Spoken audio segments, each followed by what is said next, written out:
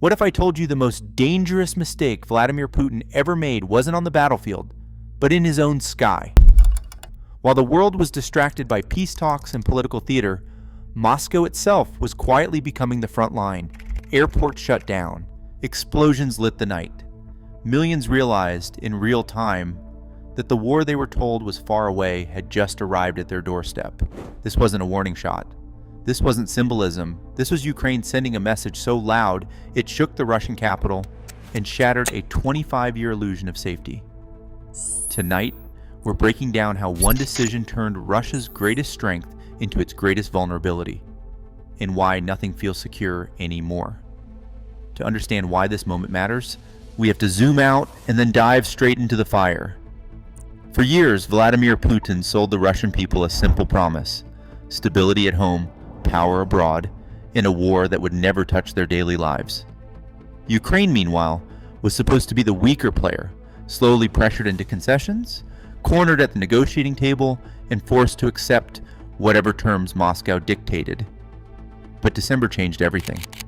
While headlines talked about peace talks, diplomacy, and behind-the-scenes pressure from Washington, something very different was unfolding in the shadows. Russia was launching massive aerial assaults, aimed not just at military targets, but at morale itself, trying to plunge Ukrainian cities into darkness and force President Volodymyr Zelensky to surrender without firing another shot. What followed was not the response the Kremlin expected. In this video, we're going to break down how Putin's strategy backfired in real time, how Ukraine executed one of the most coordinated retaliatory strikes in modern warfare, and why Moscow, of all places, became the symbol of Russia's sudden vulnerability. We'll walk through what actually happened that night, why Russian air defenses failed, and how this single escalation may have quietly rewritten the rules of the war.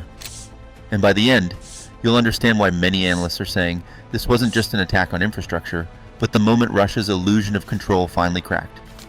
To understand how the war suddenly reached Moscow's doorstep, we need to start with the gamble Vladimir Putin believed would finally force Ukraine to bend.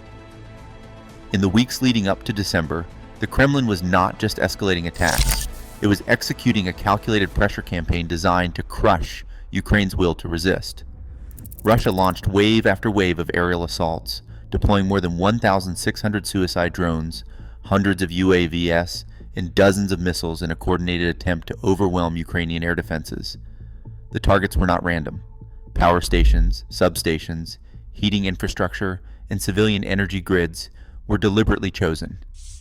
The objective was not just physical destruction, it was psychological warfare. Putin's logic was cold and simple. If Ukraine could be plunged into darkness during winter, if cities lost electricity, heating, and communication, public pressure would mount. The hope was that ordinary Ukrainians, exhausted and freezing, would demand an end to the war at any cost. And that cost, from Moscow's perspective, was clear. Ukraine withdrawing from Donbass, accepting Russian control over occupied territories, and coming to the negotiating table not as an equal, but as a defeated state. At the same time, diplomatic pressure was tightening around KYIV. Signals coming out of Washington suggested impatience. Statements leaked to the media implied that concessions were inevitable, that Ukraine's resources were stretched thin, and that Russia held the upper hand. This played perfectly into Putin's narrative. He could point to Western hesitation and say, "Even your allies know you can't win." From the Kremlin's viewpoint, this was the moment. Ukraine was supposed to crack under combined military and political pressure.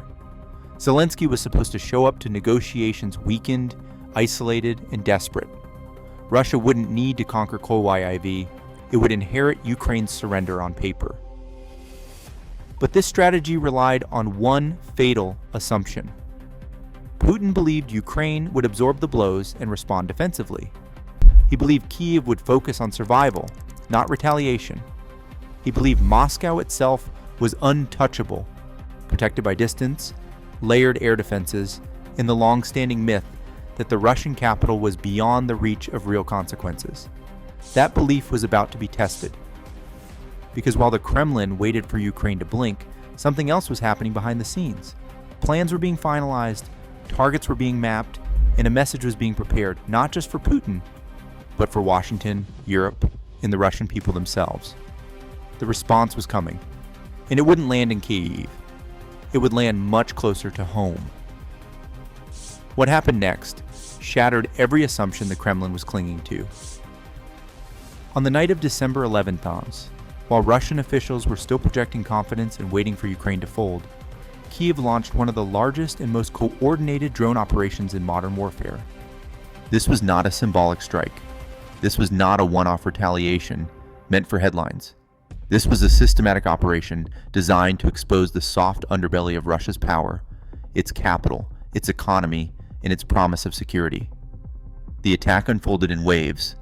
Hundreds of Ukrainian drones surged northward, flying low, exploiting radar blind spots, overwhelming detection systems that were built to stop missiles, not swarms. Northern Russia lit up with air raid alerts. Then came Moscow. Explosions echoed across districts surrounding the capital.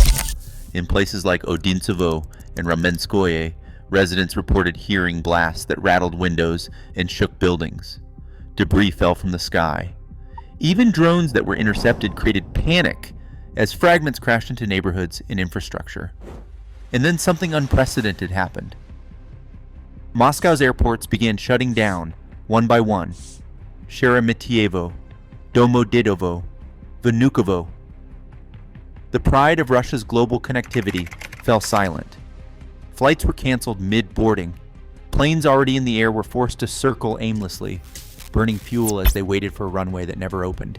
Inside the terminals, scenes unfolded that no Russian had been prepared to witness.